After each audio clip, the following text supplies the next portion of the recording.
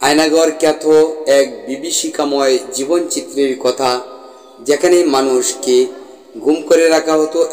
ভারতীয় সাংবাদিক ইনস্ক্রিপ্টেড মি এর সম্পাদক, আনন্দবাজার ও নিউজ 18 এর সাবেক সাংবাদিক।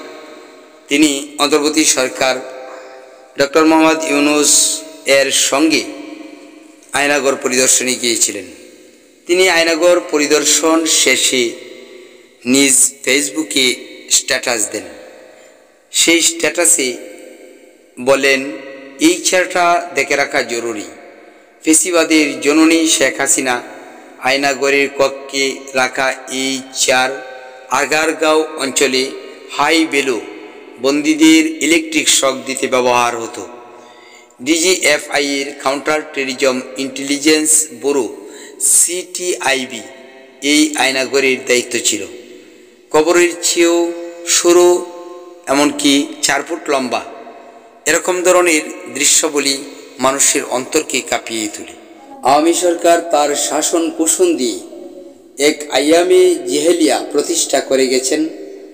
এই আয়নাগর পরিদর্শনের পর বলেন ডক্টর মোহাম্মদ ইউনূস, বাংলাদেশ প্রতিরক্ষা বাহিনীর গোয়েন্দা শাখা প্রতিরক্ষা গোয়েন্দা মহাপরিদপ্তর ডিজিএফআই দ্বারা পরিচালিত মহাশাস্তির কন্দন বা ক্রুদ্ধকর পরিবেশ জনিত আয়নাগর আজ কবরের শীর্ষস্থানে।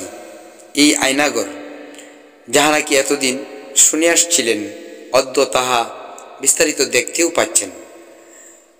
অথচ এই ফেসিজম শেখ হাসিনা, যার নাকি আজও অনুশোচনা আসে না, সে এখনও বলে দেশের উন্নয়নের কথা, যে নাকি বাংলাদেশের উন্নয়নের নামে লাখো কোটি ডলার বিদেশে সাপ্লাই করেছে, এমনকি বিদেশের মাটিতে গড়ে তুলেছে অর্থের পাহাড়, বাংলাদেশকে ফতুর বানিয়ে দিয়েছে।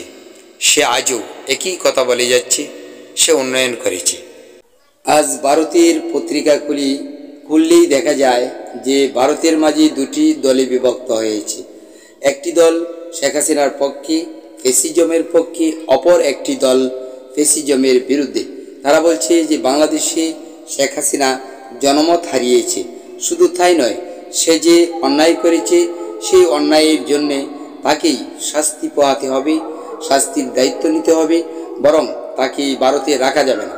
যদি ভারতের রাখা হয় তাহলে বাংলাদেশের সঙ্গে এই ভারতের যে একটা সম্পর্ক, সেটা আরও অবনতি ঘটবে। সুতরাং এই ফেসিজমকে ভারতের রাখা ভারতের জন্য ক্ষতিকর হয়ে দাঁড়াবে।